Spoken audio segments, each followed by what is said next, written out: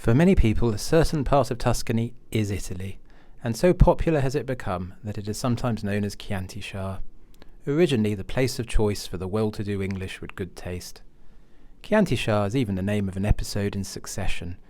Its writer, Jesse Armstrong, said, "I don't know how much of a social signifier it is to Americans, but Tuscany has this particular flavour for the English upper class.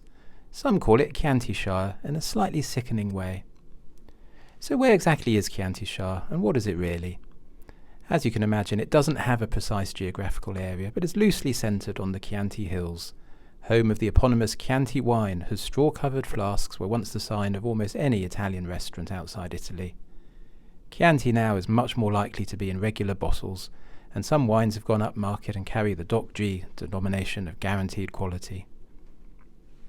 Chiantishire, in its broader sense, is that part of Tuscany which boasts some of the archetypal images of Italy, such as San Gimignano with its many towers, Renaissance Florence and Siena.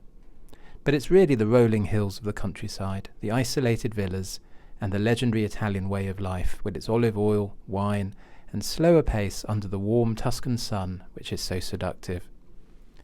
Seduction is definitely the appropriate word, as there's a whiff of decadence to Chiantishire, epitomised by the likes of Lord Lambton, who resigned from government in the 70s following a sex and drugs scandal, or Sir Harold Acton, on whom Anthony Blanche in Brideshead Revisited was said to be based. It's also in evidence in literature, with the leading female characters of both E.M. Forster's Room with a View and Henry James's Portrait of a Lady, both finding love around Florence.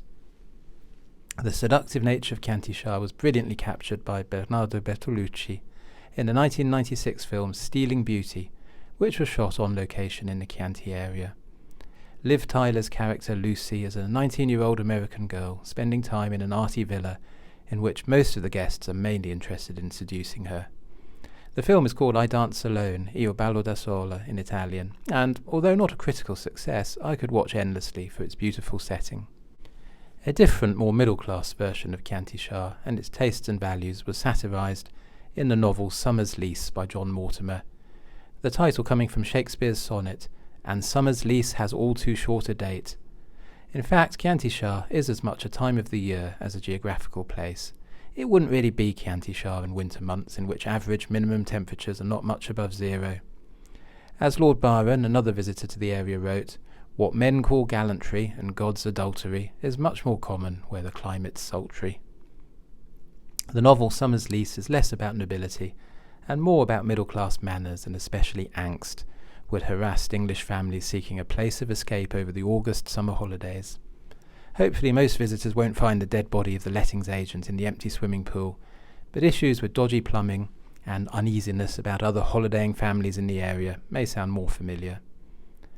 The novel and the TV adaptation of Summer's Lease did much to popularise the Piero della Francesca trail around Arezzo, San Sepolcro, Monterchi and Urbino, a little further afield if you want to see the very famous flagellation of Jesus. Although I can be a bit sniffy about tourist trails, this one is a bit off the beaten track, which is the epitome of Chiantishire, just for those in the know.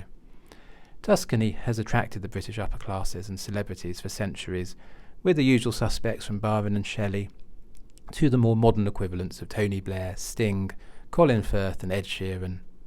Sting bought La Tenuta il Palio in 1997, which is a 16th century estate in the Chianti Hills, producing its own organic wine and olive oil, which apparently you can go and visit. But for mere mortals, Chiantishire is a couple of weeks in a rented villa, discussing London house prices, schools, and whether it would be affordable to come to live in Italy.